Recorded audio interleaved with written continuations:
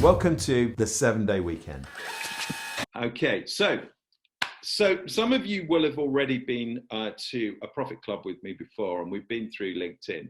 But I'm going to suggest that while people are isolating at home, they're probably consuming an awful lot of media. They're probably online an awful lot. So it may well be that at this moment in time, you might be able to get around to doing things on LinkedIn that you hadn't got around to before. And one of the benefits might be that you actually might get into some disciplines and habits on LinkedIn by the time the coronavirus shutdown has abated, which will then serve you really well going forward in your business. So, you know, I said this on the last webinar that I did. I know that there's a lot of perturbation and worry and panic about the coronavirus at the moment. Certainly when it first started, there was.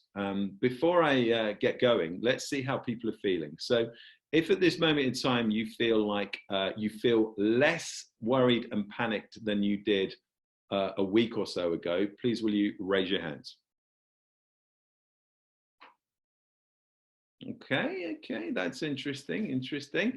If you are feeling equally as worried and panicked as you did over a week ago, please raise your hands, or equally or more worried or nervous or panicky, raise your hands. Okay, so that's interesting. So some people are feeling slightly less worried, and some people are equally or more worried than they were before. Okay. Look, the thing is, guys, there's one thing that is absolutely certain for all of us now we're in lockdown, is that this thing has created a bit of a pit stop for us, okay? And the important thing is to make use of that pit stop as best as you possibly can and focus on the things that you can influence and you can control. And one of those things is your marketing. Without a shadow of a doubt, we don't want to stop marketing, because that would be like letting letting your tires down to save gas or save petrol. So let's keep marketing. Let's keep raising awareness of our business. Don't forget, marketing is about putting people into your funnel and creating awareness around your business so that when the opportunity is right, they do end up actually inquiring or maybe even buying from you. So it's really important that we have some strategies that we can implement over the next few weeks that get you some traction, get you out there, and get you known a little bit better, so that when the new opportunities arise in the new marketplace, that will be what happens after coronavirus, then you've got some more opportunities. All right, so first thing that I would like you to do is I'd like you to do me a favor, if that's okay. Okay, one of the things that we really want to do is help as many people as we possibly can. We are going to record this, we're going to be putting it on YouTube, but let's start by doing something together here that's going to help other people. So what I'd like you to do, please, is to take a screenshot of your screen as it looks at this moment in time. If you don't know how to do a screenshot, just take your mobile phone out, put it on camera mode, and take a photograph of your screen. So if you could do that for me, that's the first thing we want to be doing here today. When you've taken a screenshot and you've taken a photograph of your screen, what I'd like you to ask you to do later on when we finish this, is to go and take that photograph and actually post it onto LinkedIn. And if you've enjoyed the webinar here today, just make a nice comment about it and share it to your network on LinkedIn with a hashtag or one of three or all three hashtags. That would be hashtag business, hashtag LinkedIn, and hashtag coronavirus. Okay, so anybody that's out there in the world of LinkedIn that's looking for some hints and tips to things that they might be able to do to get some traction on their LinkedIn, then please just post that out on LinkedIn, make some comments about the presentation here today, any top tips that maybe you've learned that you can share with other people that you think might be valuable for them.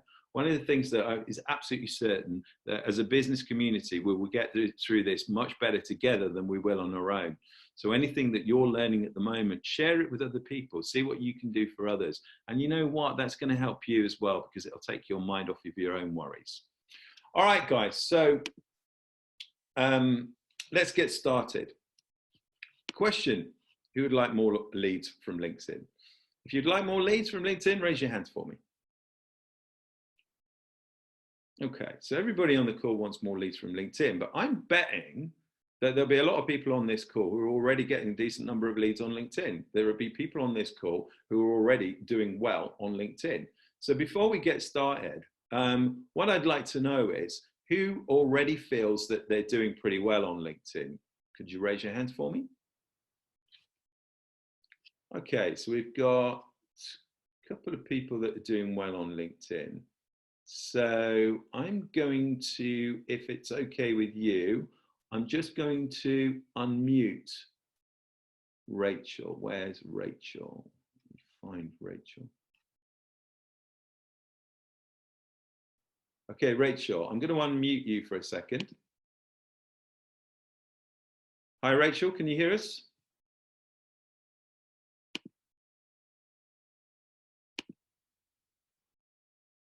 Hello, Rachel. Better? Oh, hi, I can hear you now, Rachel.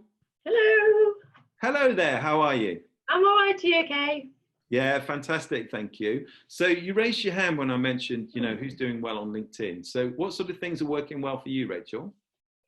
Well, I tentatively raised my hand because I can always do more, hence I'm here. So I'm not saying I've got it down to a T. The reason why I think I'm doing as well is when I see people in the flesh, they go, I've seen you on LinkedIn.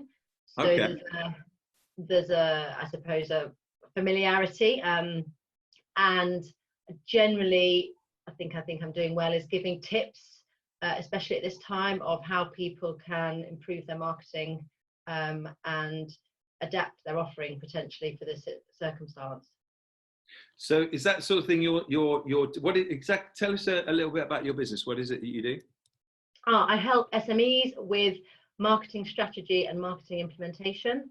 So putting a plan together and then help them deliver it to stop them making mistakes. And I'm passionate about measuring and getting a return on investment. I like you already. That's a fantastic piece of advice. Testing and measuring in your marketing, best thing you could do. All right, so what I'm hearing then is that what's working well for you is you're sharing your tips, you're sharing your expertise and your knowledge on LinkedIn, free of charge? Yes. Right, free of charge. So that's working well for you, right? Yes, it's working well. It could work better. And I'm going to spend this downtime getting something a bit more structured and getting a bit more backlog of content ready. Yeah, fantastic. Great idea because, content is king, is it not? Absolutely. Great. So we're going to be covering a little bit about content here today as well. And I'll get some best practice on that out to you too. Thank you very much for your contribution, Rachel. I'm just going to mute you again now so that if you're having a cup of tea, we can't hear you slurping. Okay, great. Fantastic. So is there anybody else that wants to share anything in particular that they've been doing maybe recently that have been working well on LinkedIn? If you have got something you'd like to share with me, or the other people on the call, please raise your hand. Nobody wanting to share? Let me lower all the hands. Oh yeah, okay. Let's have a chat to Frank. Let's have a look. Where's Frank?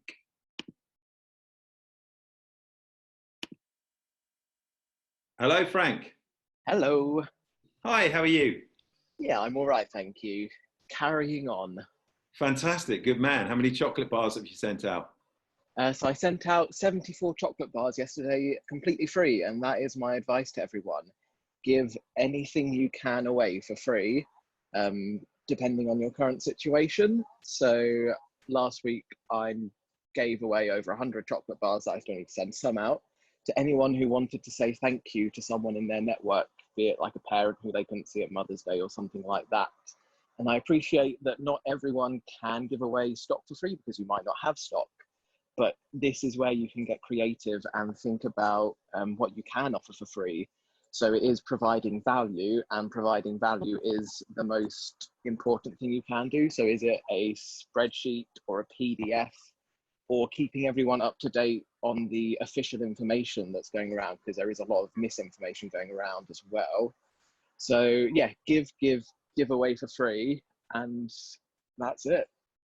Brilliant. Okay, so What I'm hearing from you there, Frank, is that what you're doing, I'm guessing, maybe you know this, maybe you don't know this, but I think the effect of giving away either knowledge, expertise, giving away freebies, what you're doing at this moment in time is you're filling up the emotional bank account, aren't you?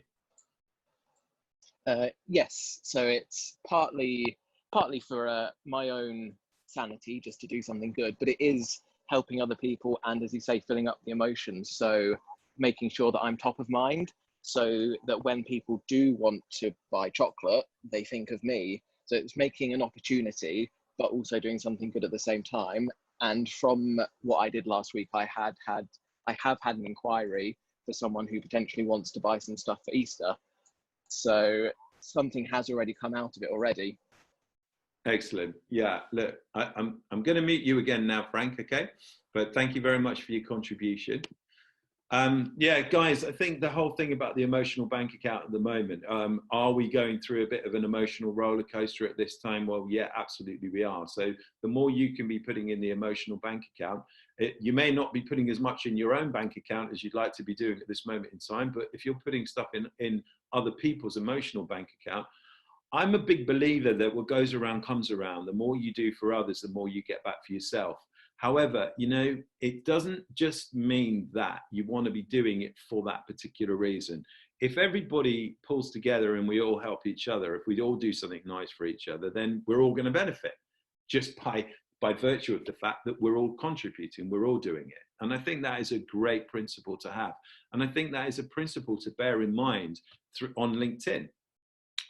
It's the old B&I philosophy of give as gain, or maybe even nowadays it's about give as give, because, you know, at the moment there may not be that much for you to gain, but I can tell you now that you're going to feel a lot better the more that you give, because that's it's going to fuel those emotions.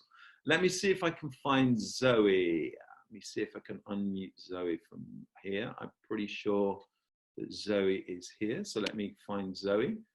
Okay, so Zoe, where are you? Hi, Stuart.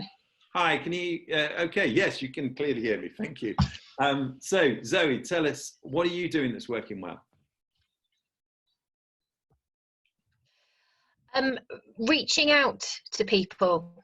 So I've been going through my contacts lists and personally messaging individual contacts in my connections list, and telling them about things that we're doing and inviting them to webinars, etc. So you're having almost one-on-one conversations with people by using LinkedIn Message, the LinkedIn Messenger service. Is that right? Yeah. What I have found is that it's worked better with people who I have got some kind of relationship with, and that can be that sometimes I've known them on LinkedIn and met real life. The lady so Okay, Zoe, we're losing you, so I don't know whether your connection's going a bit dodgy. There's probably about 10 million people using using Zoom at this moment in time. But I think what I heard from Zoe there was that she's using the messenger service on LinkedIn to reach out to people one-on-one, which again, you know, great thing to do. And the tip there from Zoe was, you know, speak to people who already know you. You know, the chances are that there may be, it doesn't necessarily mean that you can't reach out to people who don't know you, because, you know, as you're going to see in a moment, when we think about what we need to be doing on LinkedIn, are we just going to be speaking to people that we know, or are we also going to be reaching out to people we don't know? So here's the thing. What exactly, in your chat box, what exactly is LinkedIn? Tell me what you think LinkedIn actually is. So in your chat box, let's have some suggestions, please. What is LinkedIn?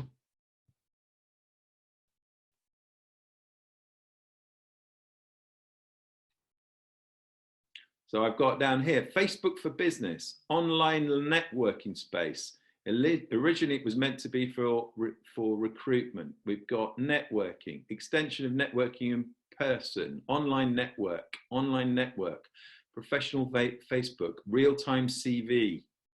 I see it as Facebook for business networking platform. Okay, look, great suggestions today, guys. Thank you. I think that one of the things that if we are business owners, one of the things that you could see LinkedIn as is that gigantic network. It was originally set up as a recruitment platform, but if you look at it, it's now a massive networking platform, and it's an online networking platform. And remember, at this moment in time, we're actually not allowed to go out and do any face-to-face networking anyway. So why don't we look at it as a great big networking platform? Thing is, LinkedIn works on the principle of the 6 degrees of separation. But actually, it's just 3 degrees of separation, because 6 degrees of separation would be far too many. I'm not sure if you know what the 6 degrees of separation is, but basically it's a theory that says you're only 6 people away from anybody that you would like to meet in the world. So, you know, that is a really interesting concept. Is it actually true? Well, one of the things that I've seemed to do, I've done before with people to test this theory is play the parlor game, the 6 degrees of Kevin Bacon. Now, Kevin Bacon is a famous actor in Hollywood, and there's a parlor game called the 6 degrees of Kevin Bacon, which says that you can get to anyone in any movie that's ever been made through 6 people that they've worked with on a movie, and eventually you'll arrive at Kevin Bacon. So the people on this call, you guys are less than 6 people away from Kevin Bacon. And I know that for a fact. Reason being is because you are now speaking to me. Many of you know me, some of you do, some of you don't. But I'm married to Caroline. Caroline went to school with a guy called Hugo Spear, who was in a movie called The Full Monty. Hugo was also in a movie called The Interpreter with a guy called Sean Penn, who was an actor in Hollywood. And Sean Penn was in a movie called Mystic River with Kevin Bacon. So everybody on this call is about 4 or 5 people away from Kevin Bacon. Now you are 3 people away from anybody that you want to meet on LinkedIn, because it works by the 1st degree connections, 2nd degree connections, and 3rd degree connections. So it's a massive network. Now, for the purpose of today, what I'd like you to think of is think of LinkedIn as if it was a gigantic networking meeting. And my recommendation is you never ever do anything on LinkedIn that you wouldn't do face-to-face at a networking meeting. So bear that in mind as we go through this presentation. Don't do anything on LinkedIn that you wouldn't do face-to-face in a networking meeting. Okay, so here's a guiding principle that I want to take you through on LinkedIn, okay? And it's V plus C equals O, where V is visibility, C is credibility, and O is opportunity. So if you agree with me that this is a guiding principle on LinkedIn, then we need to make ourselves more visible, and we need to make ourselves more credible. So in your chat box for me, please, take visibility first and foremost. What sort of things can you do to make yourself more visible on LinkedIn? In your chat box, please answer the question. What sort of things can you do to make yourself more visible? We've got like, comment, and share. We've got posting regularly and providing something of value. Improve your profile, post on the live feed, use better hashtags to engage with people. Videos, sharing and posting, regular posts, videos and blogs, post often and comment. Great interactive images, engage with more people. Yeah, all of those things are absolutely relevant. Let me just get one of these on here. So I've got Haley Cook.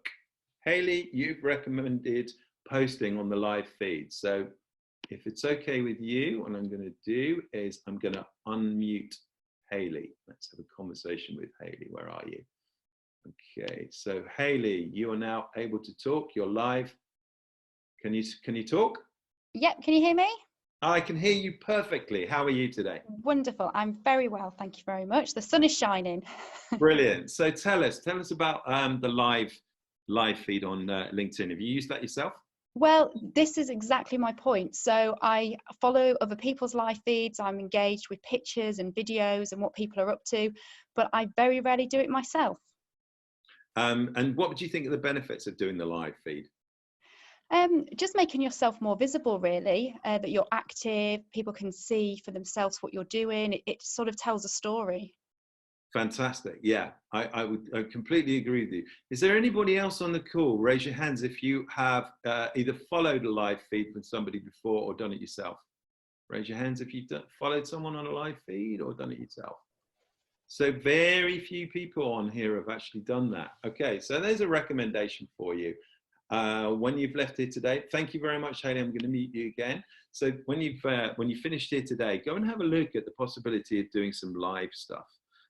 It's definitely something that I'm going to be doing. I've not done it before, but I really think that it's something that's going to improve your visibility and potentially, if you do a good job of it, improve your credibility. Now, we've got plenty of things on there in terms of improving visibility. And one of the things that I think is really important as well is getting more connections. So, I mean, look, some of the stuff that I'm going to talk about on here today are just my opinions. And you're more than welcome to leave those opinions at the door if they don't suit you. But all I'm going to ask you to do for the purpose of this talk today is just try my jacket on for size.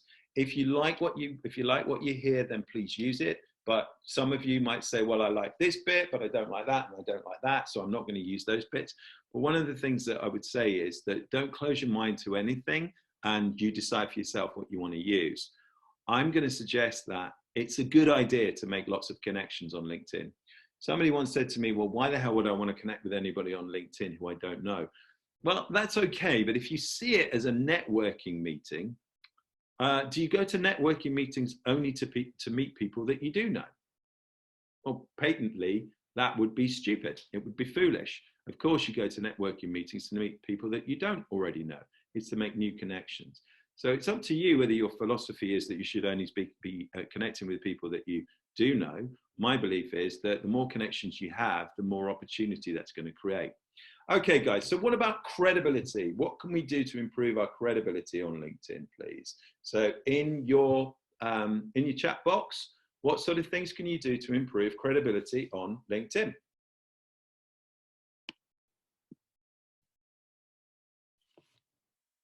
Create credible articles, get testimonials, give and ask for recommendations and referrals, not sell with an exclamation mark after it. Fantastic advice there. Offer advice, recommendations, give your best stuff for free. I like that one. Great idea. Don't post Facebook fodder. Keep it professional. I like that one. Informative info. Yeah, okay. So we want to be giving value. A couple of things here. You know, if you've ever read the book Influence by Robert Cialdini, Robert says that the two major things that influence people in life are expert status and social proof. So if we're talking about credibility, we're probably talking about those two things in abundance. If you've got social proof, in other words, if people say, yeah, this guy's credible, like the stuff that he's talking about, or if people see that she is out there posting stuff that's giving great value and it's educational and she's an expert in her field, then clearly it's going to improve credibility. So think about that for yourself, you know, and think about the sort of things that you could be posting and the things that you could be doing on LinkedIn to improve both your visibility and your credibility.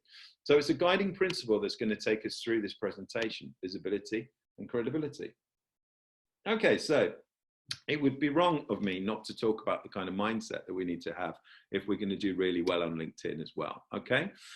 One of the things that I would say to begin with is that you have to be aware that it's going to take time. Okay. It's not going to be something that's going to happen overnight. If you want to get instant leads on LinkedIn, you probably might want to be using the advertising platforms. And I'm going to talk about the advertising platforms in a bit. Obviously, LinkedIn is a huge network now, and it's a media with lots and lots of people using it. And if you're really clear about who it is that you want to target, you're probably going to find those people on LinkedIn. I mean, pretty much anyone, and people on LinkedIn, the good news about them is that they've got a job at least, well, the majority of them, or they're business owners, and they're professional. So, you know, you can find plenty of the people that you might want to be selling your products and services to on LinkedIn, but if you want to get instant hits, it's going to be more about advertising. So you've got to make sure that you understand that you're going to have to be in this for the long haul. And if you've not been putting a lot of time into LinkedIn up until now, then maybe this would be a good time for you to start doing that. The other thing as well is it's also going to take time and effort to become credible on LinkedIn as well. And that means maybe testing and measuring different things that may or may not work for you. So it's important that you do give it the time, effort, and energy that it requires. If you don't put the time in and you don't do it consistently, you're probably not going to get the results that you're looking for. And lastly, there's a law on LinkedIn. The law is that you have to be thinking about, what can I do for the other people on LinkedIn? If you're thinking, what's in it for me the whole time, LinkedIn is nowhere near going to be as successful for you. So it's the law of giver's gain. What can you do for others, rather than asking, what can they do for me? If you've got that mindset on LinkedIn, I'm absolutely certain that you are going to be successful with it. So as with any lead generation, you've got to be absolutely clear on your buyer persona or your avatar. Exactly who is it you're trying to target? Now, it may well be that you've got more than one buyer persona or avatar that you want to work with, but I want you to be absolutely clear. You can't be too detailed about these people, because the thing is about all social media is it gives you the opportunity to be really, really targeted. So on LinkedIn, it could be things like their job title, the industry sector, the geographical area, the type of business, the company size, the head count, the number of people that are actually being employed by that company. It might even be about their values, their ambitions, their challenges, their opportunities. It may even be about where else do they spend their money? You know, who else are they networking with? Who else do they get? Where do they get their information from? Just be absolutely clear about your buyer persona and make sure that you're as detailed about that as you possibly can, because then you're going to find it a lot easier to get some traction with LinkedIn. First thing that we've also got to do as well before we really start building credibility and visibility is making sure that you've got a really powerful profile. So here's a few things. Use the right name. That might be pretty obvious, but so I was speaking to one of my clients the other day who a lot of people know him as Jez, but actually his name is Jeremy. And if they know you as Jez, if people know you as Jez in the outside world, then use Jez as your name on LinkedIn. Don't use Jeremy, just because it's a little bit more professional, a little bit more formal.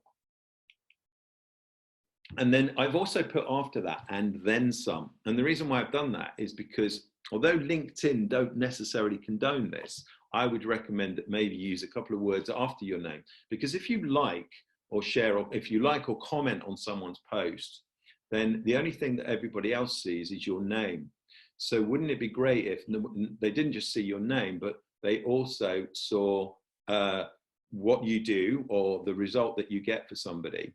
Now, I usually suggest maybe maximum of 3 words. So I'm not Stuart Wright. If you tag me into that post that you're going to do later on, tagging, by the way, somebody into a post means using the @ sign and then using their name, and then you'll see their name pop up and you can click on it. So please, in that post that you're going to put on LinkedIn, tag me into that. That would be really, really useful for me.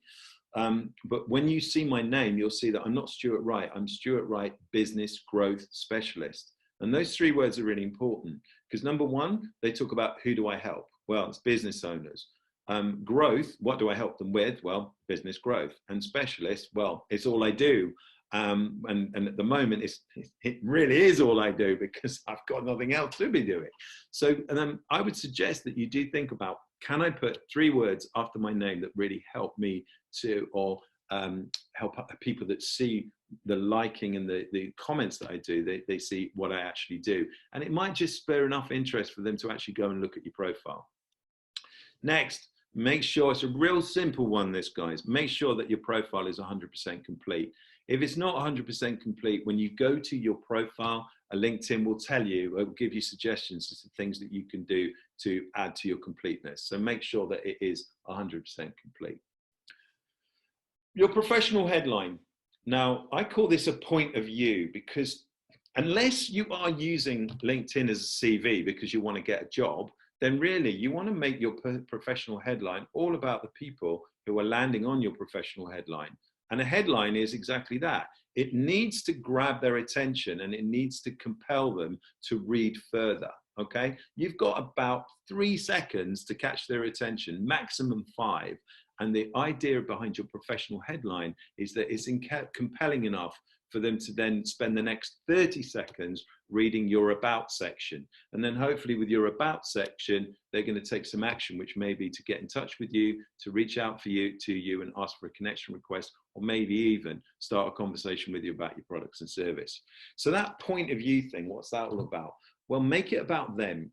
You know, what are the things that they're left with after you've done your job with them? What are the benefits of working with you? So rather than just managing director, construction, or accountant in your headline, you know, let's think about, well, what is it that the result that they get from you? So if you're an accountant, make more money, save time, save tax. You know, those are the sorts of things that want to be in your professional headline. Or if that's a little bit too boring, then soup it up a little bit.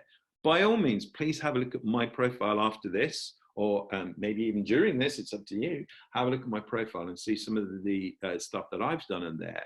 You may or may not like it. As I said before, you don't have to like it, but I'm sharing best practice with you here. So you might want to change yours depending on what you've seen either on my profile or other people's profile that you really like. Next, your photograph. Make sure you've got a photograph of yourself on there, not your cat. Make sure it's not a logo.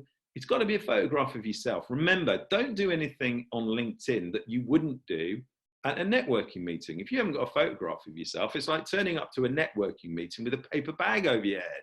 You've got to have a photograph. Plus, also, would you turn up to a networking meeting in your budgie smugglers? Or would you turn up to a networking meeting in your bikini? Don't put a picture of yourself on the beach on LinkedIn. You know, that you can do that on Facebook. That's perfectly acceptable, but don't do it on LinkedIn. We want to have a professional headshot on LinkedIn. You know, LinkedIn, people have got to get to know you, like you, and trust you. So how you actually present yourself on LinkedIn is really important. And that goes for the banner behind your photograph as well. Make sure that the banner behind your photograph is something interesting, or maybe something that says something about you. Don't leave the standard LinkedIn banner behind your picture. So please have a look at that and just ask yourself the question, does that actually say something about me? Is my photograph professional looking? Do I look like somebody that I would like to do business with? And if the answer is no, then change the photograph. And also make sure that you look at the banner as well and say, is that appropriate? And does it say something about me or the benefits that people get when they work with me? The public URL as well. So you can go into your profile and you can find in your profile the public URL. When you first sign up for a LinkedIn profile, what will happen is that LinkedIn will give you a profile which will be linkedin.com/in/ and then a whole bunch of letters and numbers which are meaningless. You can go and change those letters and numbers to your own name or anything you like. But remember, it's something that's, if you want to show up in searches, then you probably want to make it your name. You may well find that your name is being used by somebody else on LinkedIn, unless you've got a really unusual name. So my URL is /StuartWright1, because there's another Stuart Wright that got there before me. But the point is that when somebody does a search, either on Google or on LinkedIn, for me, I'm going to be found because I've got my public URL has actually got my name in it. So that's a quick tip for you just to get found in more searches. Also, your about section, again, make this a point of view, make it about them. Be really clear about the target market and positioning in there who you do help, or maybe even positioning in there who you don't help. Talk about, you know, what's unique about you in that section as well. But mostly make it about them. Most people, when they come onto a LinkedIn profile or any kind of profile, social media that they're looking at, or any kind of media, they are looking for what's in it for me. So make that about section very much about how you help people. Again, if you want to go and have a look at my about section, you'll understand a little bit more about how I've done that. The thing that's important as well in that about section, it may well be that that's the only section people stop at. It may well be that they've read enough in that about section to know that they actually do want to make contact with you. So what I would suggest is, although I know that you've got a section on your LinkedIn profile with contact info on it, I would suggest you put your contact info at the bottom of your about section as well. So make it about a call to action, so that they maybe just go straight to your about section, and then after the about section, they get straight in touch with you. So definitely do that. Next, experience. Again, in your experience section, that's your opportunity to make it. Don't make it war and peace, guys, please. You know, there's far too much information for people to read on many people's experience sections, but also make it about how you can help. Add skills to your profile, because people can endorse you for skills. I think you've got up to 20 or 30 different skills that you can put in a standard LinkedIn profile that people can endorse you for. One of the easiest ways, by the way, to get people to endorse you for skills is to go onto other people's profile and endorse them. And they will naturally want to reciprocate. So adding skills and getting people to endorse you for them, that's definitely going to help improve your credibility. You can add media links to your profiles as well, and that can improve the visual impact of your profile. So has anybody on the call here already got some media links on their profile? Raise your hands if you do. Anyone got media links? Rachel, it looks like you're the only one. Guys, okay, Katie has. So let me just unmute Katie. Where are you, Katie? Let's have a look. Okay, Katie, I'm going to allow you to talk. Can you hear me okay? Yes, I can hear you. Okay, so, Katie, what media links do you use on your profile? They're a bit out of date though, that's what I'm realizing. I've sort of written down myself a note to go and review and update them, but we get I'm an ambassador for Tropic Skincare, and we do get some really nice corporate videos that are really good in terms of putting across the values and things like that for business. So I've got a link to one of those, but we've got some better up-to-date ones. So yeah, I've made a note to myself to update those. Okay, fantastic. Thank you very much for that, Katie. So some people are asking, well, what kind of media links are there? Well, the sort of stuff that you can do for visual impact, you can put PDFs in there, Word documents, you can put PowerPoint presentations in there, and videos and images. So again, if you go to my LinkedIn profile and you have a look just underneath the About section, there are media links in there that you can click on, and you'll see the sort of media links that I'm talking about. I tend to mostly do media links to video, mainly because video is such a popular medium to be used, that people use on LinkedIn. Okay, what else we got? Publications and projects. So if you've written something, it's a great place to actually publicize and create links to your publications. And if you're involved in any projects at all, then again, you can do links to those as well. Voluntary experience. So if you want to big up any of the organizations that you volunteer for, again, put that on there. It just creates a fuller, rounder picture of who you are as a person. And in your contact section, one of the things that you can do, which is really cool, is if you go into your contact section, you'll see the standard things like website and blog, but there's a drop-down window, so you can actually select from that drop-down window whether it's a website that you're linking to, a blog that you're linking to, and then at the very bottom you'll see the word other. If you select other, it gives you the ability to create your own line of text as to what the link is. So rather than just saying blog, why don't you go in there and change that link to 10 top tips for business owners about how to market themselves, or 10 things you didn't know about chocolate. Just put a link into it to take somebody to something that might be of interest to them, because the website, blog, boring. Just use that other section to create a little bit more interest. Okay, so next we want to be talking about credibility. So recommendations. I don't know how many of you are already doing really well on recommendations. So have a look at have a think about your LinkedIn profile. Raise your hand, please, if you already have more than 20 recommendations on your LinkedIn profile. Raise your hand, please, if you already have more than 20 recommendations on your LinkedIn profile. Maybe you don't know how many you've got, but I've got nobody raising their hands. Okay, raise your hands if you've got between 10 and 20 recommendations on your LinkedIn profile. Okay, so I've got one person, Tor Mackenzie. Okay, guys, that's woeful. You got to do a lot better than this, okay? Instant credibility with recommendations. Now, maybe you're not sure about how to use it, but if you scroll down on your personal profile, there's a box down there for recommendations, and you can click the box to say, ask for recommendations. So, you know, think of 3 people right now who you could ask for a recommendation from and write their names down. 3 people. You don't have to put it in your chat box, by the way. Just write down 3 people that you know that you could ask for a recommendation from. And I'd like you to think of 3 people that you could give a recommendation to. Because what tends to happen is that when you give somebody who may be a really good referral partner for you, or somebody that you've done business with, a customer or a supplier, whatever, if you give them a recommendation, if you offer to give them a recommendation, chances are they will give recommendations back to you as well. Okay, so I've got a question from Lucy saying, where do you say recommendations are? Got interrupted by the kids.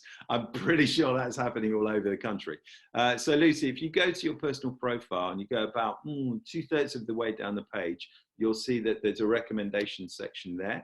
And if you haven't got it, you need to edit your profile and find the recommendations section in there.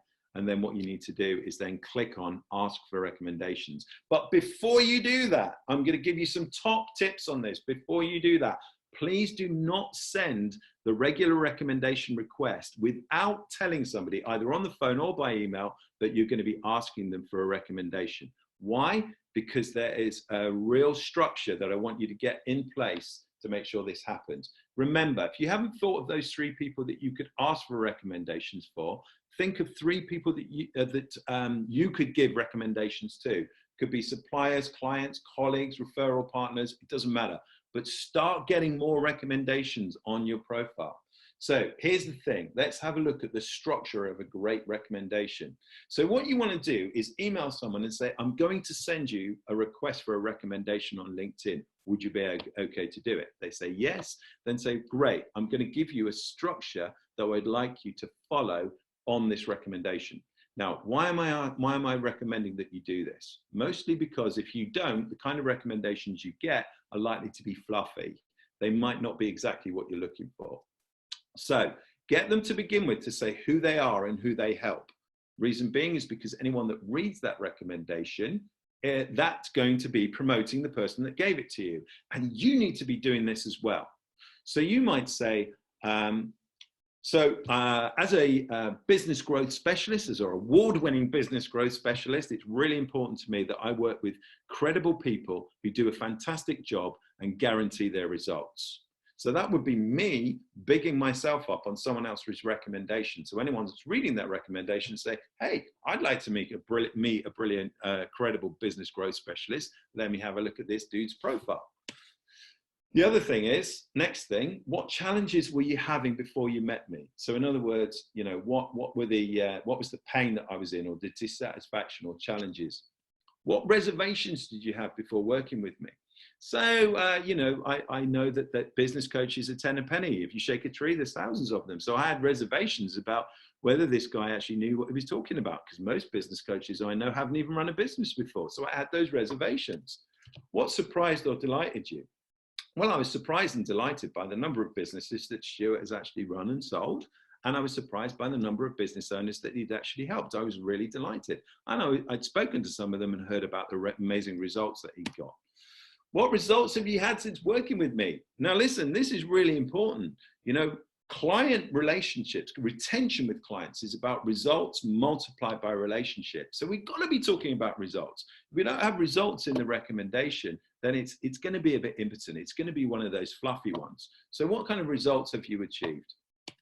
Why was it fun working with me? In other words, what was it that you liked about working with you?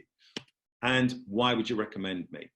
So there's 7 tips there for creating a great set of recommendations. And I would recommend that you send this by email to somebody before asking them to give you the recommendation on LinkedIn, so they can use that as a format, because then your recommendations are all going to be extraordinarily powerful.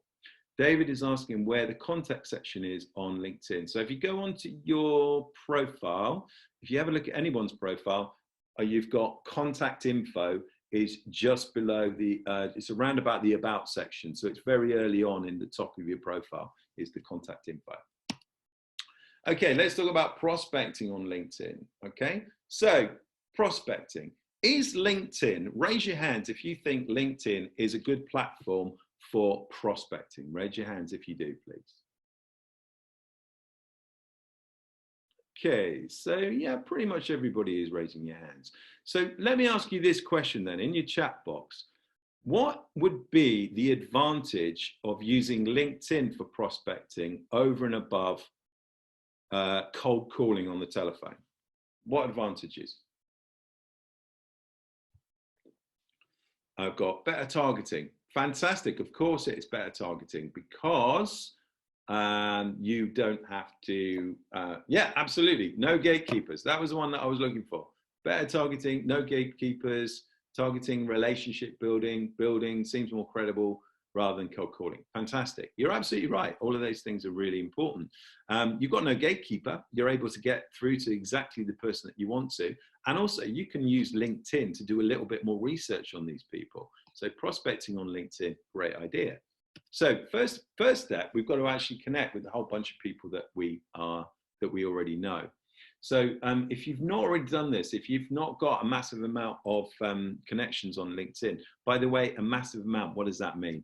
Usually LinkedIn stops counting when you get above 500 connections. My recommendation is just keep going for it, get more and more connections. Why not? You know, if every single person has got 500 connections and you're connected with 200 of them, you know, you start ramping that up to 1,000, then you know you're going to be talking about being connected with 500,000, 1 million people. It's really, really easy to build those connections as well.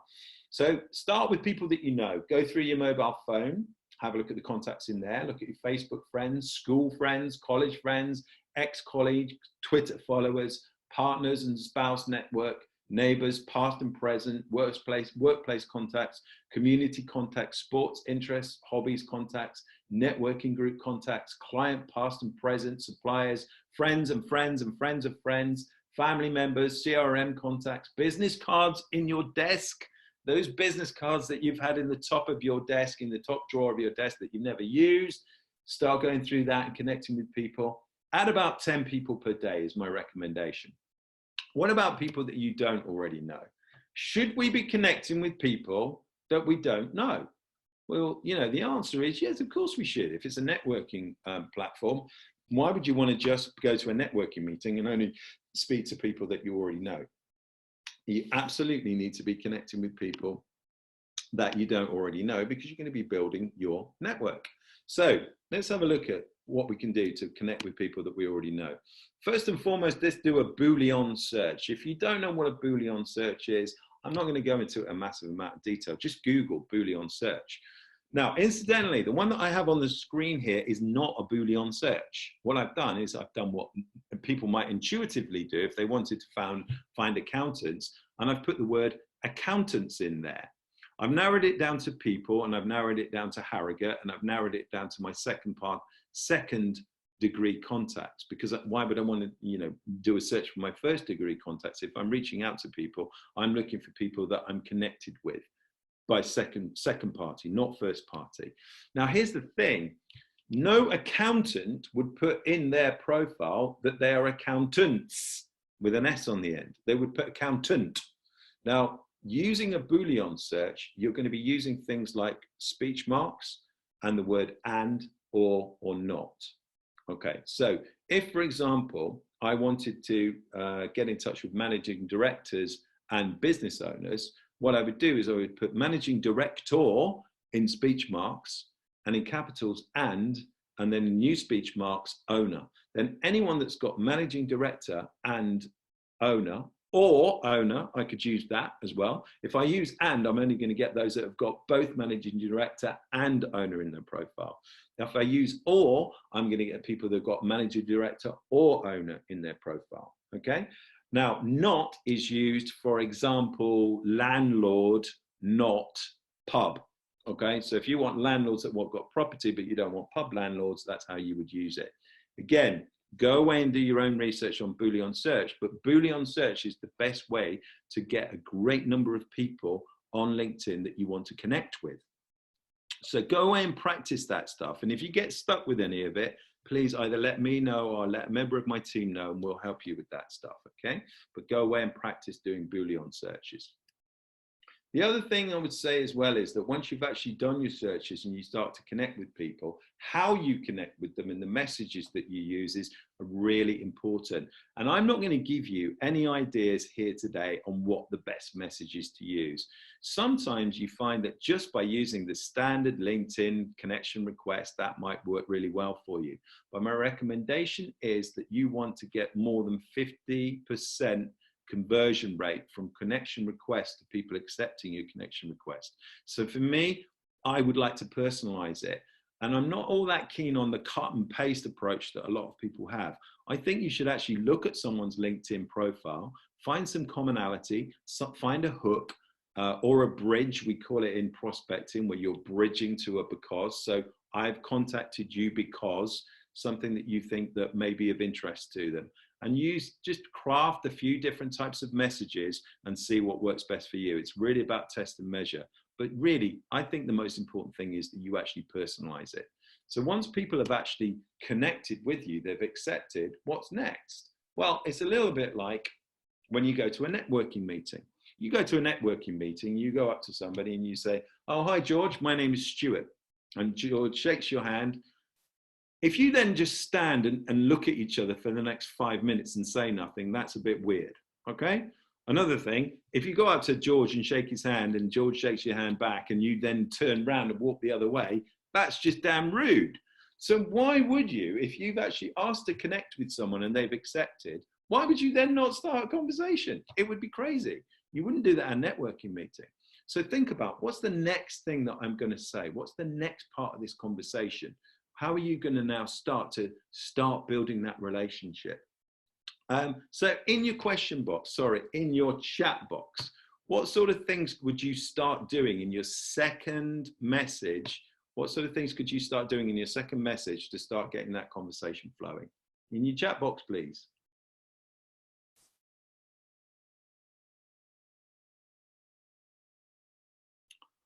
Ask them what kind of businesses they work with. Ask them about their business. Ask them something about themselves. Find out what they do. Thank them for connecting. Ask, ask, ask. Pick something in their profile and start a discussion from it. Absolutely, guys. But I think the common theme in there is asking, isn't it? Questions are the answer in every walk of life and everything in business. So start asking them questions before you start talking about yourself. Great way to start a conversation. So yeah, absolutely. Think about, what is that second message going to be about and how quickly are you going to do it? I would suggest you want to do it quickly, either the same day or next day. If there's 48 hours has gone past, there's something called half-life in here. Suddenly you're half as memorable one day later than you were the day before. And then the day after that, you're half as memorable again. So you're only quarter as memorable. So get on that conversation quickly. What about if somebody asks to connect with you and then there's radio silence? What sort of things would you do then? In your chat box, what sort of things would you do if you've accepted a connection request from somebody and then there's been radio silence? Nothing. Sort of things would you do? Someone's connected with you, you've accepted the connection request, what would you then do? Okay. Ask what made them connect. Absolutely, of course. So if they have connected with you, why not go back to them and say, okay, thank you for your connection. Just out of interest, what was it that inspired you to connect with me? And it may well be that one of the couple of things that's going to happen, they might start selling to you like crazy. If you don't like the answer that you get, by the way, you can still remove them as a connection. You don't have to keep them as a connection. But they might say to you something like, well, actually, you know what, I saw your profile and I've seen your products and services and I've seen your recommendations, and it may well be that I might need your products and services at some point. Wouldn't that be amazing if that someone was actually reaching out to you? So always, always, always follow it up and ask them, why did they actually connect with you in the first place? So here's some top tips. Personalize your connection request. 10 connections a day, every day. Get into the habit.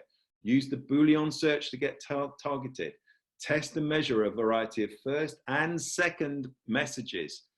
If you start to get to the point where you've got thousands of connections, I recommend you back your connections up. Don't need to tell you about that, because you can just literally go to LinkedIn and find out how to back up your connections. Use LinkedIn to do lots and lots of research on people. You might just do research on them and then connect them with them in other ways.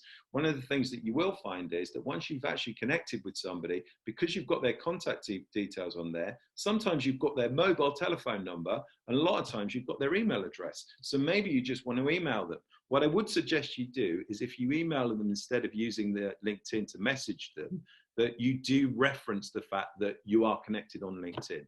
Send them an email and say, hi George, we're connected on LinkedIn, but I thought I'd drop you an email just to say, and maybe get into a conversation that way. But make sure you've got something of value to be talking about. Don't just be going in and selling to them. Stand out by prospecting with video or voice. I'm not sure if you're aware of this, but when you actually send somebody a message, you can send it in multimedia. Most of us just send a text message, but what you can do is you can do a piece to camera and record a personalized message when you send it to somebody on LinkedIn. It just makes you stand out from everybody else, and just looks a little bit sharper, and it's more personalized as well. Everyone's getting text messages on LinkedIn at the moment. So here's a recommendation for you. Why not have a go at sending a video message? Okay, so who's bold and brave on the line? Raise your hands if you're going to, in the next week or two, have a go at sending a video message. I've got, oh, come on, guys. That's more like it. I love it. Yeah, fantastic. You brave people. Give yourself that opportunity to stand out from the crowd. Send a video message to somebody on LinkedIn. Okay, what about referral partners? Well, networking is all about meeting people who could potentially be strategic alliances for you. It's not about selling to the room, and it's exactly the same on LinkedIn. So, you know, think about who are your referral partners, or if you prefer, your strategic alliances. In other words, who's doing business with your target market, your type of customer, but is not in competition with you?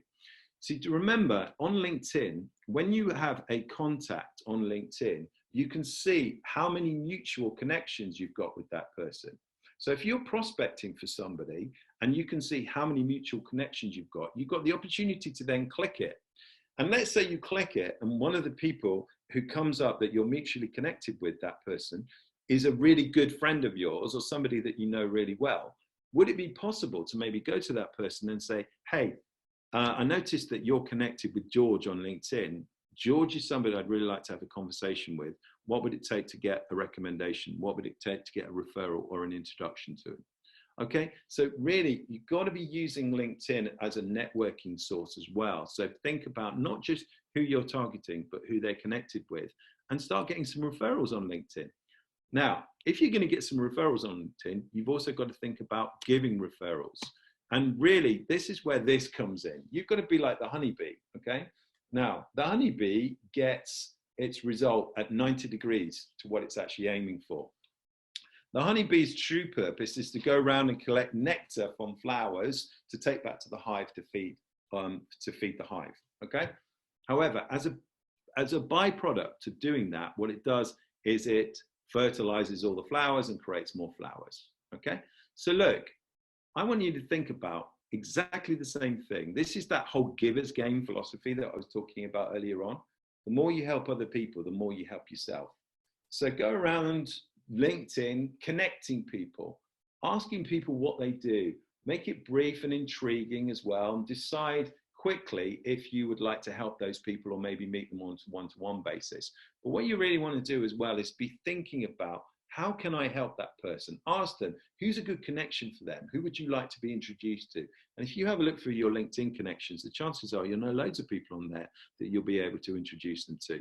I'd recommend as well that if you take to your networking one-to-ones a laptop with you, I mean, if it's somebody you know quite well, sit in front of them and go through their connections and find people you'd like an introduction to, and then do the same for them as well. It's a really good way of starting to generate referrals for one another. So what else do you need to do? You need to decide actually why would your networking partners contacts want to hear from you? So it's no good saying, oh, I've met George, I see that you're a connection of George on LinkedIn, I'd really like a connection. Why would George actually want to hear from you in the first place? You've got to give your networking partner or your LinkedIn connection a reason to give you that introduction to that second party contact. If you haven't got a compelling reason, you're going to make it really difficult for them to make the introduction. So think about why. And most of the time it's what's in it for them, but be personal about it. So you might say, well, I noticed that George has done this XYZ project, and I've worked with other people that have done these XYZ projects, and I might be able to share some insights with him or successes, or just share some best practice. Would it be okay if you put me in touch? But whatever it is, you've got to decide, what are you going to teach them to say in order to get you a referral? Okay, so that is really important, because what you don't want them to do is try and do all your selling for you. You've got to make sure that they've actually got some simple phrase, an up the sleeve phrase, if you like, that they can use either on a message or personally to get you that referral. So the principle of this is grabbing their attention, creating some interest, turning that interest to desire, and then turn it into action. So I'm going to share with you some best practice here, okay? This is something that I would use to teach my LinkedIn contacts a way of getting me a referral. So let's say I wanted an introduction to John. I'm going to tell my LinkedIn contact, I'd love an introduction to John. Can you say this to John for me, please? John, you know you're always looking at new ways to grow your business, aren't you? Of course, John's going to say yes. Well, I know this guy, Stuart, who works with businesses like yours. He's been helping them to achieve some extraordinary results in their profits and saving them time and also helping them with their team. I think you'd be crazy not to have a conversation with him. Would it be okay if I introduce him to you on LinkedIn? 9 times out of 10, use that kind of approach, you're going to get a yes, it'll be fine. And all you need to do to introduce somebody on LinkedIn is just set up a message and then add someone into it. So then what you can do is get those two people talking to each other on LinkedIn. Teach people how to do that for you, do that for other people, and I guarantee it's going to help you get a lot more referrals. Now, listen, networking, just as it is in a room of people on LinkedIn, is about looking for big fish, little fish, and also deciding who the old boots are. Big fish, those could be prospects for you. Little fish, they might be your strategic alliances. Or you might decide that your big fish are your referral partners and the little fish are potential clients for you. It's entirely up to you how you look at it. But remember, the purpose is to get into a conversation with them. It's not to sell to them. It's about working the net or networking, okay? Really, really important. Now, if you're going to approach people in a networking scenario, there's 3 steps to this. Firstly, it's about you. In other words, it's about them. Talk about them first. It's more important to do this than talk about yourself. It's also easier as well, by the way. So you don't have to think of amazing things to say. If it helps you feel comfortable, I mean, all you need to do is ask them questions like we said earlier on. Things like, you know, what do you do? How's business? Can you handle any more business? And also a big question that you want to be asking in a networking scenario on LinkedIn is, who would be a good contact for you? Now, usually you start asking those questions and people will then start asking questions about you. If not, don't worry about it. Not everybody thinks about it. You might want to start putting some things in about yourself as well. And when they ask you questions, don't forget, you want to be talking about not what you actually, how and what you do, but the results that you get for people. That's really important. So if you're an accountant, I help people pay less tax. Simple stuff like that, okay? Or you might want to zoom it up a little bit. I remember an accountant that told me that they came up with the phrase, I'm a money magician. It's entirely what you want to do. It's about you and your personality and what you're comfortable with. Action. make sure that there is some sort of follow-up agreed, okay? If there's no follow-up agreed, it's been a complete waste of time. What you might want to do is get off LinkedIn quickly and get onto the telephone. So one call to action could be, shall we get on the telephone if this is of interest to you? So think about that. Do you actually want to get them off of LinkedIn and onto the telephone so you can start having that more personalized connection with them? It may even result in a meeting, a face-to-face meeting, or these days a meeting on Zoom might be not be a bad idea, because you save yourself a shed load of time and a shed load of money if you're using Zoom as a way of contacting, of doing your meetings. Okay, so what else have we got here? We've also got posting. Really important to be doing posting. And the two things that I want to really point out on this are about your content and also about connection. So content is king and connection is queen. What you want to do with your content is we're going to mix up your content, and we're going to give you some ideas of different types of content that you can do in a moment. But I think what's really crucial is you get people do business with people that they know, like, and trust. And that's the purpose of doing this posting. I would also suggest that you don't want to be too vanilla, because there's an awful lot of noise out there. Don't try and please everyone. If you're actually annoying people, that's okay, because you know what? Once you start annoying people, you probably know you're doing something right. Don't annoy everyone, but don't just try and just do everything to fit in, because you're really scared about getting negative comments. The bottom line is, if you do this right, you're probably going to get some negative comments, and that's okay. I think it was Grant Cardone that said, you know you're doing something right when you get the haters. So don't just keep posting. Make sure that you're engaging. And engaging is about responding to people's comments.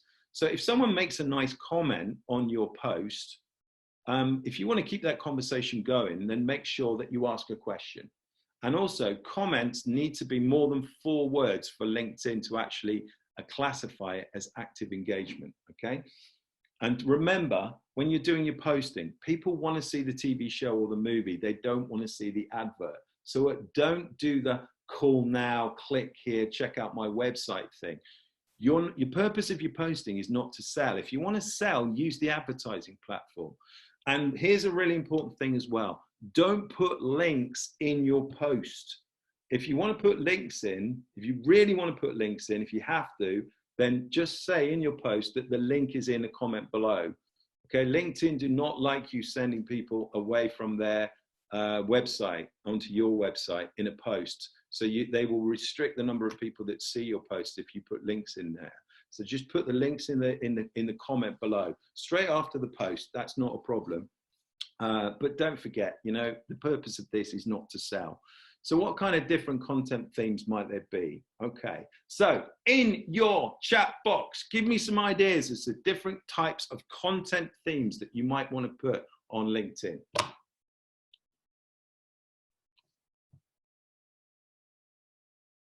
What kind of posts can you do? What kind of different content themes can you put? Hints and tips, fantastic. Industry updates, fantastic. Your story, tips, news, brilliant. What else have we got? Come on, guys, keep it going. Fact files, what else have we got? Keep going, guys, keep going. Solutions to problems, environmental issues, sector tips, how-tos, positive outcomes. Brilliant, brilliant, brilliant. All valid stuff, guys. So here's my top 12. Educational posts. Don't hold back on this. Give them all you've got. Give them your best stuff, okay? People love to be educated, and it's going to raise your status as a key person of influence if you're doing educational posts. Next, gratitude posts. If you're doing a gratitude post, make sure you tag the person that you're being grateful to. Make it all about them and give them the kudos. But when you tag them, you're also going to include their network in your post as well. So you're going to get to a bigger bunch of people.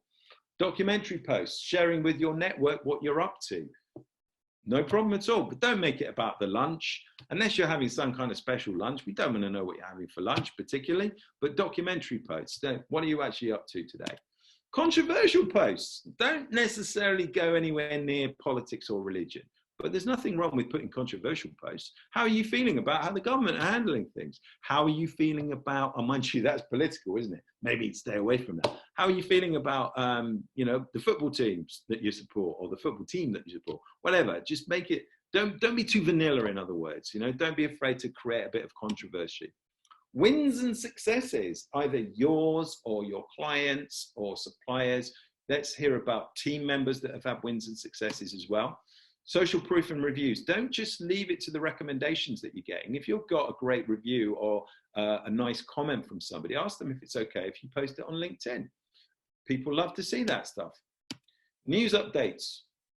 So, you know, again, what sort of things are going on in your business? Career updates, team updates, growth stories, awards that you might have won.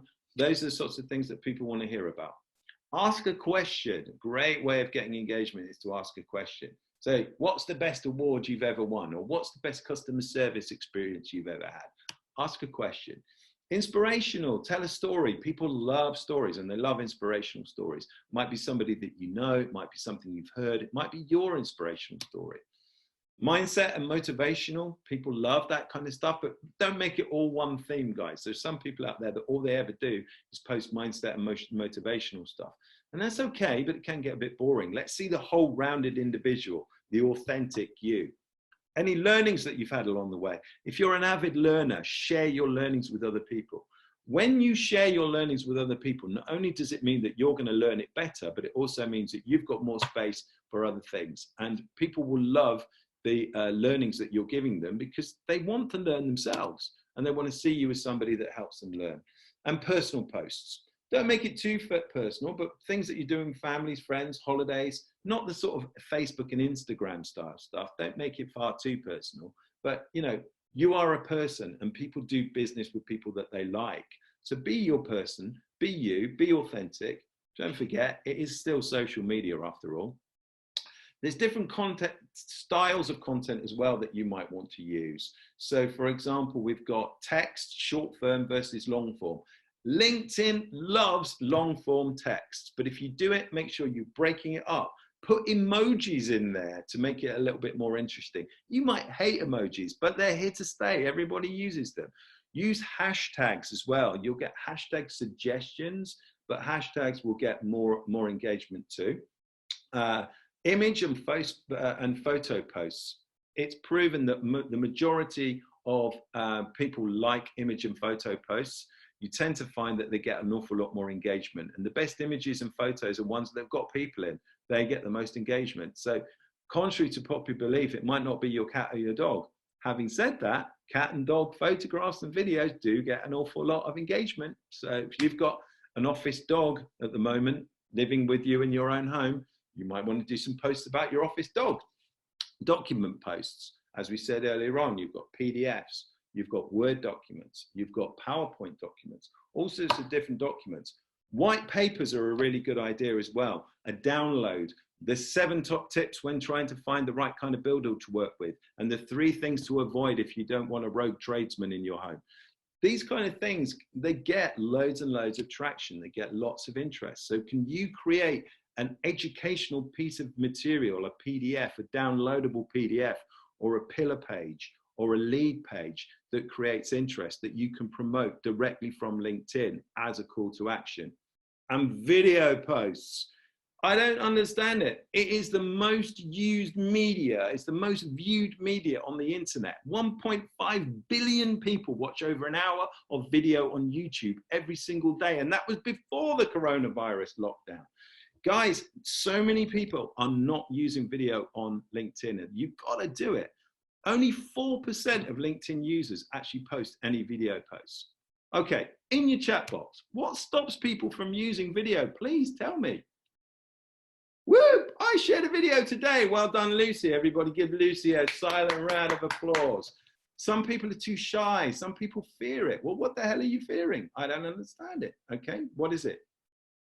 What is it? What are you shy of? What are you afraid of? Look, at the end of the day, you know, you are a person, you've got a face, we've all got them. If you're at a networking meeting, people are going to see, they worry how they're going to come across. I'm working on getting over myself. Get over yourself, guys. If you need some help on that stuff, reach out, because honestly, you're missing a big trick. The other thing to say as well is that 85% of the video on LinkedIn is watched with the sound off, okay? So it's really important if you are going to do a video, that what you probably want to do is get subtitles underneath that. Write this down, www.rev.com. If you go to rev.com, 1 minute of video, with they charge about $1.25 to have a subtitle on 1 minute of video. So if you've got a 3-minute video, you're going to be paying less than £4 for your video to have subtitles, and they are 99% accurate. I say 99%, so you might want to just check it before you put it out there. But leverage your time and get other people to do that. By the way, rev.com will also transcript your videos for $1.25 an hour and turn it into a blog post for you if you want, okay? So leverage your content. If you're going to start doing video, leverage that content. Okay, so here's some top tips, guys. Post daily, engage with everyone that comments. Choose different themes, mix up your content. Post different styles to appeal to different type of people and a broader range. Use those hashtags and @ to tag people in every post to get a wider audience. And go and do some research on what are the trending hashtags of the moment. It's very difficult for you to start a trend as a hashtag. If you're a genius with words, maybe you might be able to do it. And if you catch the right thing, you can start a trend. But generally, you're better off jumping on someone else's trend.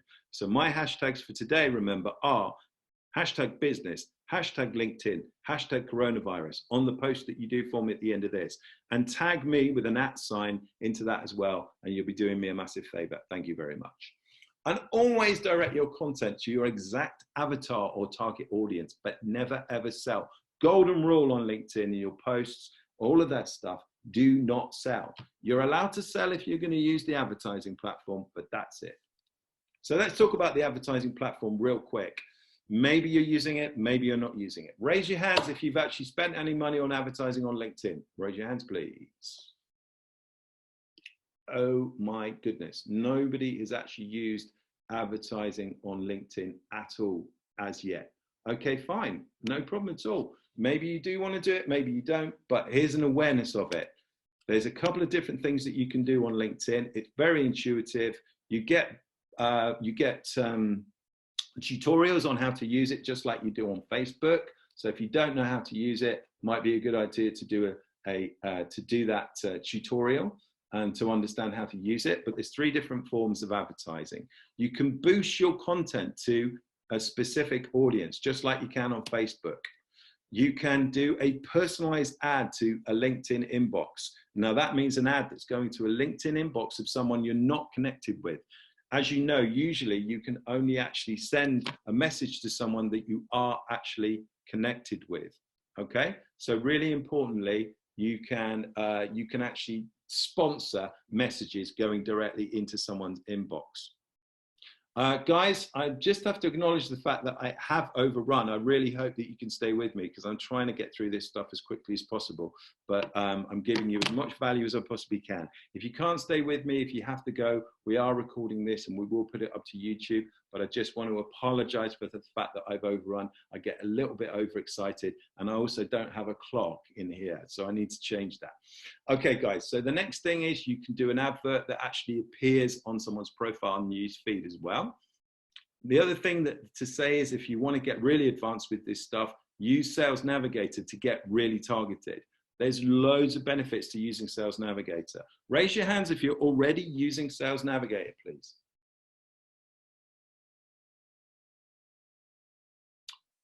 Okay, again, not many people who are actually using Sales Navigator at this moment in time. So, okay, fine. Well, look, if you're not using Sales Navigator, you can actually get a free trial on it. I think it's a 30-day free trial. What are the benefits? Much more targeted. You can be a lot more targeted with it. You've got all sorts of different parameters for your targeting on there. You can also tag people and you can use it almost like a CRM system. And also LinkedIn will build your audience automatically for you as well, based on the people that you've tagged and the search criteria that you give it. So you've almost got LinkedIn working as a private assistant for you, if you like. Social selling index, we've all got one of these, but on Sales Navigator, it gives you a real visual representation of how you're doing on social selling. You want to be aiming for a score of more than 70. Anything above 70 is outstanding. And what you'll also see on here as well is it will give you hints and tips as to things you can do to improve your social selling index. The higher your social selling index, the better you are doing it and the more traction you're going to get from LinkedIn. Point Drive as well on Sales Navigator is a fantastic interactive system. It just means that what you end up with is a much more media rich funnel, if you like, for all of your content that goes out there. Again, if you're not using it, you might want to actually think about doing a trial on it to see if it helps you, especially if you're business to business and you want to get really targeted. So we're going to need to create some habits on LinkedIn, daily, weekly, and monthly habits, if you're going to start getting consistent with this stuff. And I'm just going to leave that on the screen for you for a moment. There are my top 10 tips on the actions that you might want to take on LinkedIn.